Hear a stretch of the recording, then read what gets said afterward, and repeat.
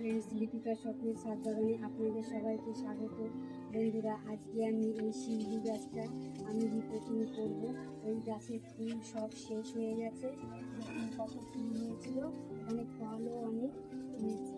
সেইগুলো এখন যদি আমি ঠিকঠাক করে কাটাই ছাটাই না করে আমি প্রতিস্থাপন করি নতুন মাটিতে, তাহলে সামনের বছর আর আমি ফুল পাবো না।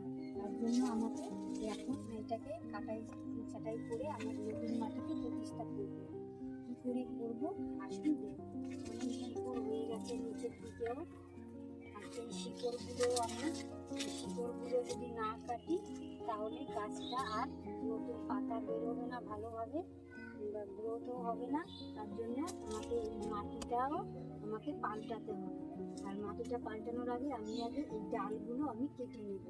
আগে এটাকে আমি স্যানিটাইজ করে নিই, কেননা এটা যদি জীবাণুমুক্ত না করি তখন ওই ডালগুলো যখন কাটবো ডালগুলো তখন ফাঙ্গাস লেগে ডালগুলো শুকিয়ে যাবে। তার জন্য আমি এটা স্যানিটাইজ করে নিলাম। এবার ডালগুলো আমি কেটে নিই। প্রত্যেকটা ডাল আমি এইভাবে কেটে নেব, যাতে নতুন করে আবার শাখা প্রশাখা হবে।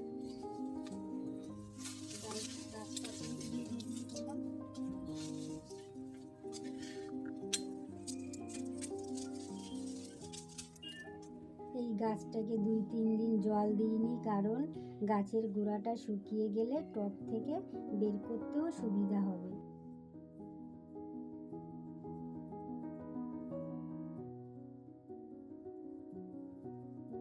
এইভাবে টবের গাছ প্রত্যেক বছরই কেটে দিতে হয়। ডালপালা কেটে দিলে নতুন করে আবার শাখা প্রশাখাও হবে এবং সামনের বছর আমরা প্রচুর ফুলও পাবো। এই গাছে আমি প্রচুর ফুল পাই। আপনারা যদি দেখতে চান তাহলে ডেসক্রিপশনে লিংক দেওয়া আছে, আপনারা দেখে নিতে পারেন। প্রত্যেকটা ডাল আমার এইভাবেই কেটে নিতে হবে। আপনারা দেখতে থাকুন বন্ধুরা, আমি কিভাবে কাজগুলো করি।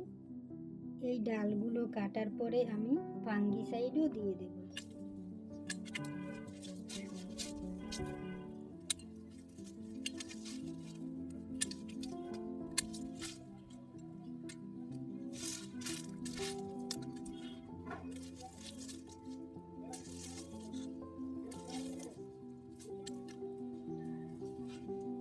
প্রত্যেকটা এসে আমি ফাঙ্গিসাইড দিয়ে দেবো। ডালগুলো কাটা হয়ে গেছে, ফাঙ্গিসাইডটা দেবো। গাছের গোড়াটা আগে আমি পুটিং করে নিই। ডালগুলো শিকড়গুলো কাটাই ছাটাই করার পরে যখন মাটিটা আমার কমপ্লিট দেওয়া হয়ে যাবে তারপর আমি ফাঙ্গিসাইড দেবো।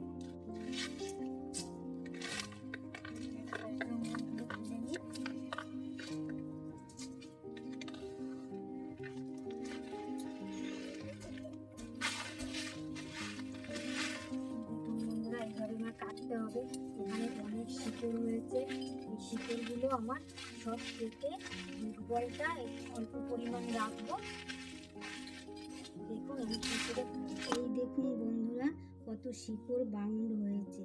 আর এই শিকড় বাউন্ড হলে খাবার গ্রহণ করতেও পারে না আর বাড়তেও পারবে না। তাই প্রতি বছর টবের গাছ নতুন মাটিতে খাবার দিয়ে আমাদের প্রতিস্থাপন করতে হয়। আপনারা এই কাজটা নভেম্বর থেকে ডিসেম্বরের মধ্যেও করতে পারেন বা জানুয়ারি ফেব্রুয়ারির মধ্যেও করতে পারেন।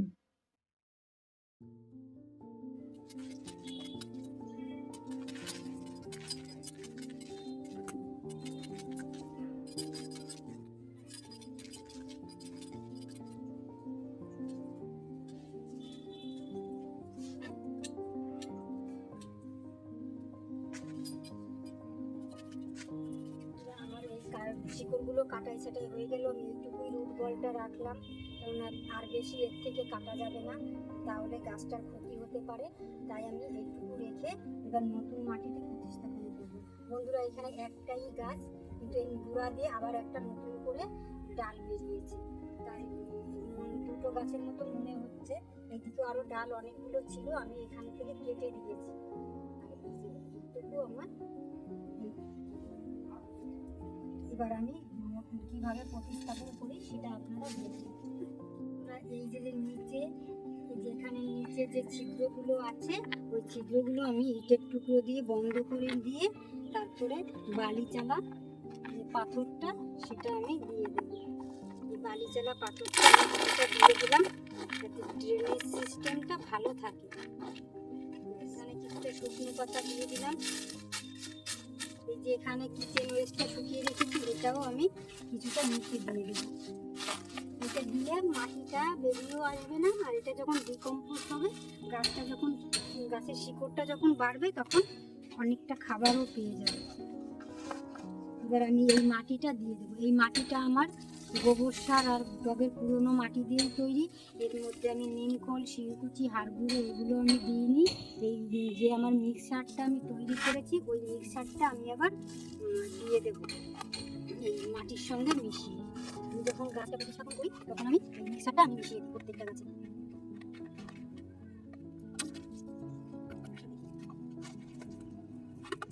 আমার এই মাটির সঙ্গে মিশানো নেই, তার জন্য আমি এই মিক্সারটা দিয়ে দিচ্ছি।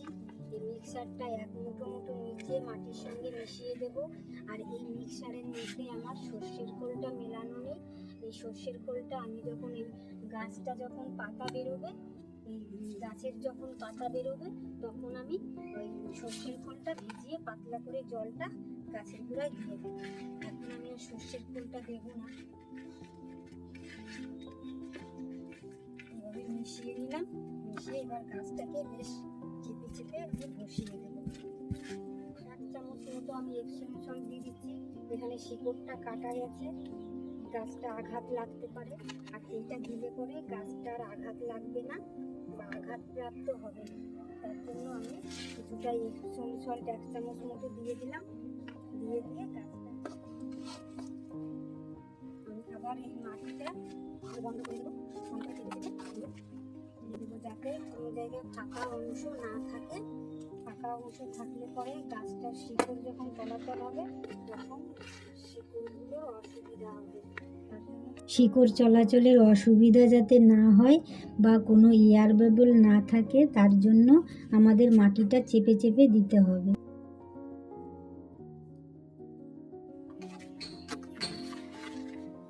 আর এক মুঠো মিক্সারটা দিয়ে দিচ্ছি।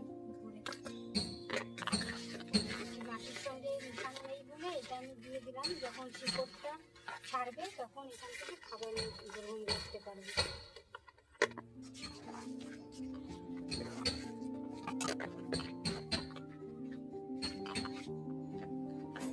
এরপরে আমি জল দিয়ে দেবো। জল দিয়ে একটা ছায়াযুক্ত স্থানে আমি রেখে দেবো। আর এখন আমি কাটা অংশে এই ফাঙ্গিসাইডটা দিলে ডালটা শুকাবে না আর ফাঙ্গাসও লাগবে না।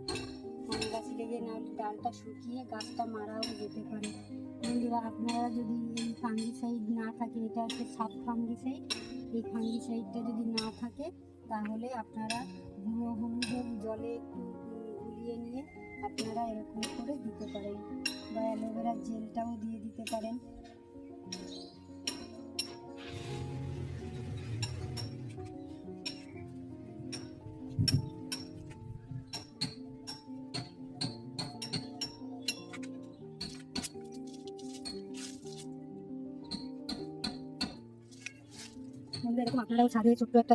বন্ধুরা, আপনারাও ছাদে ছোট্ট একটা জায়গায় শিউলি গাছ বসিয়ে দিতে পারেন।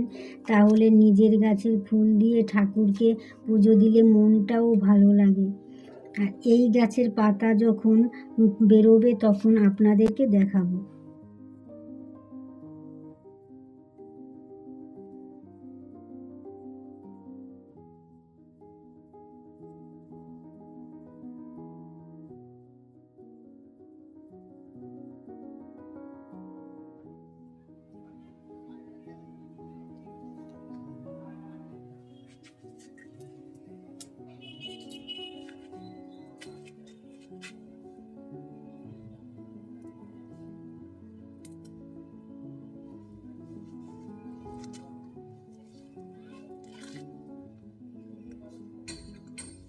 ফাঙ্গিসাইড ছিল, ওই জলটা আমি গাছের গোড়ায় দিয়ে আমি ছায়াযুক্ত স্থানে রেখে। ভিডিওটি এতক্ষণ ধরে যে সকল বন্ধুরা দেখলেন তাদের অসংখ্য ধন্যবাদ।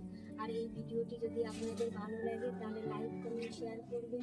ফেসবুকে দেখে থাকলে ফলো করবেন, আর ইউটিউবে যদি দেখে থাকেন তাহলে সাবস্ক্রাইব করবেন।